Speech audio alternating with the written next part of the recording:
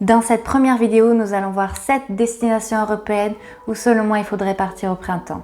Tout d'abord, l'argument numéro 1 qui pousse de nombreux touristes à partir au printemps reste quand même qu'il y ait moins de monde qu'en été. En effet, dès le mois de mars, on retrouve un climat très agréable, mais encore très peu de touristes. Ainsi, vous pourrez profiter totalement de votre destination sans vous préoccuper des queues interminables devant les musées, devant les attractions ou encore les activités pour enfants. De plus, cette période étant plus calme, vous trouverez des tarifs beaucoup plus avantageux. Donc pour moi, voyager au printemps est un bon moyen de partir plus sereinement et de découvrir une destination plus authentique. Et toutes les villes que je vais vous proposer aujourd'hui sont à moins de 4 heures de vol de Paris. Allez, c'est parti, je vous embête pas plus, on va voir ces destinations à ne pas manquer. À tout de suite!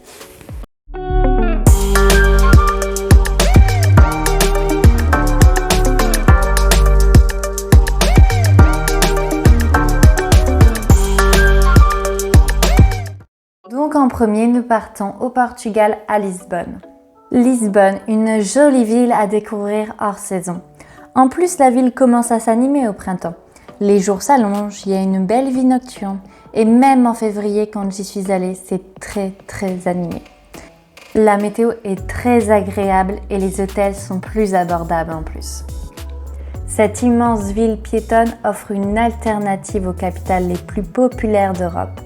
Avec son célèbre train jaune, son marché festif et ses musées dynamiques, Lisbonne offre de nombreuses options pour prendre quelques verres de Porto, une généreuse portion de bacalhau et une bonne quantité de pastéis de nata, la spécialité du Portugal. J'adore. Pour un petit détour à ne pas manquer, direction la LX Factory, dans le quartier d'Alcantara, lieu incontournable pour visiter Lisbonne. Cet ancien complexe industriel dont la façade a été décorée par l'artiste brésilien Derlon abrite boutiques et restaurants ainsi qu'un marché d'artisanat local, ouvert le dimanche. C'est l'occasion de découvrir le Lando Chocolate, où l'on sert un gâteau au chocolat à sans lécher les babines, ou la librairie L'Air des Vagards fera quant à elle votre bonheur si vous aimez la lecture. Et pour profiter au mieux de ses hauts plafonds, ses grandes fenêtres et bien sûr de ses nombreux ouvrages, la librairie propose un très joli café au premier étage. Et en deuxième, pourquoi pas partir au soleil à Séville en Espagne. Séville est une ville où il fait bon vivre avec la cathédrale, son alcazar et ses barrios. C'est une destination parfaite pour toute la famille. Le printemps, il y a souvent une saveur d'été et c'est le moment des férias. Traditions colorées, architecture historique et tapas à n'en plus finir. Tout cela dans une ville baignée de soleil. Fondée par les Romains et abritant désormais 3 sites inscrits au patrimoine mondial de l'UNESCO, Séville n'a rien perdu de son charme d'antan. Vous pouvez aussi vous arrêter à El Reconcilio, qui est le plus vieux bar de Séville. Ouvert depuis 1670, c'est l'un des bars les plus authentiques de la ville andalouse. Dès l'entrée, vous aurez le sentiment d'être dans un endroit laissé intact par le passage du temps. Je vous conseille, pour une ambiance plus authentique, il est préférable de manger au rez-de-chaussée et non pas à l'étage du restaurant. En troisième lieu, nous partons dans ce beau pays qui est la Croatie, à Split. La Croatie regorge de superbes endroits à découvrir. À partir du mois d'avril, les températures approchent régulièrement les 20 degrés et les averses se font rares. On peut même s'y baigner. D'ailleurs, c'est la période idéale pour visiter tranquillement la Croatie. Split, la plus grande cité de la côte adriatique, a tour à tour été sous contrôle romain, vénitien, autrichien, français et yougoslave. La vieille ville est inscrite au patrimoine mondial de l'UNESCO. Parmi ses sites historiques incontournables, admirez le palais de Dioclétien et la cathédrale Saint-Dominus. Éloignez-vous de la ville pour admirer la beauté de la nature environnante. Visitez des domaines viticoles, des plages, des grottes, l'île de Hvar ou encore le parc national des lacs de Plévis. Un magnifique endroit à visiter. Et même en hiver, on peut y voir de la neige. C'est incroyable. Et pour les fans de Game of Thrones, de nombreux tournages ont été tournés en Croatie, notamment à la forteresse médiévale qui a servi de décor pour la série Game of Thrones, la cité des esclaves. L'endroit mérite le coup d'œil et on peut y admirer un superbe panorama. Ensuite, nous allons partir un petit peu plus haut à Amsterdam, aux Pays-Bas. Rempli de jolis canons et ponts, Amsterdam ne manque pas de charme. Entre ses canaux traversés de ponts pittoresques et ses maisons historiques, Amsterdam est un véritable décor de contes de fées. Les couleurs vives des vélos et des étals de tulipes ne font qu'embellir la vue. Vous y trouverez la maison d'Anne Frank, le musée Van Gogh et le seul marché aux fleurs flottant au monde. Autant d'endroits incontournables qui reflètent une histoire souvent forte. Amsterdam est surtout une ville où l'on se déplace beaucoup en vélo.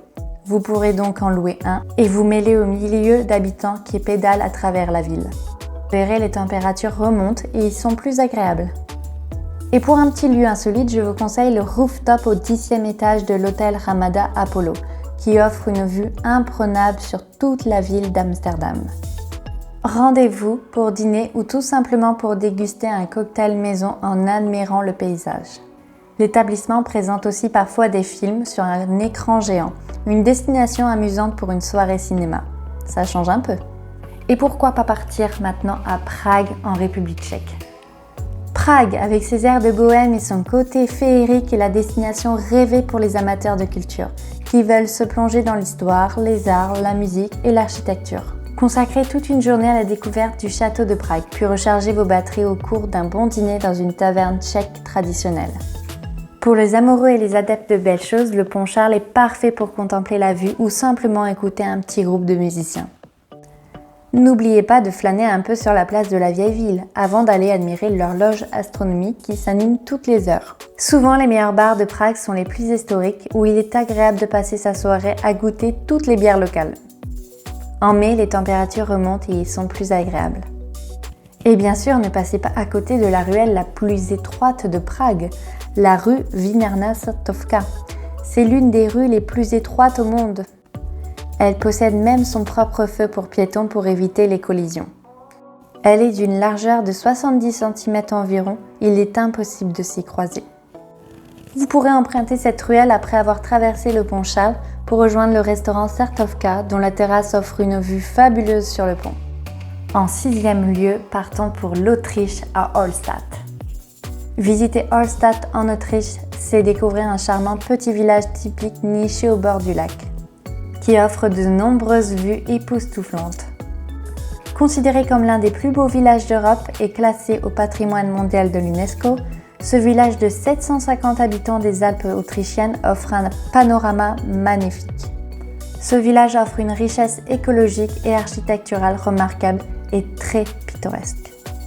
Arpentez les jolies petites ruelles, passez par la place du marché, admirez les vieilles maisons aux balcons en bois. Partez à la découverte des petites boutiques et détendez-vous dans ce village d'un autre temps. N'hésitez pas à vous aventurer dans les nombreux escaliers pour prendre un peu de hauteur et découvrir de nouveaux points de vue.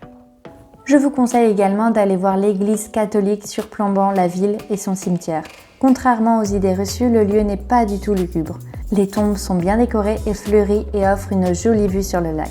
Du côté du cimetière, dans une chapelle, se trouve également l'un des lieux d'intérêt les plus visités de Hallstatt, son ossuaire. Vous y trouverez des centaines de crânes peints et décorés avec différents motifs, chacun ayant sa signification. Le nom et la date du décès sont également indiqués sur le crâne. Les personnes décédées reposent environ une dizaine d'années dans leur tombe, puis le crâne est prélevé pour être exposé dans l'ossuaire.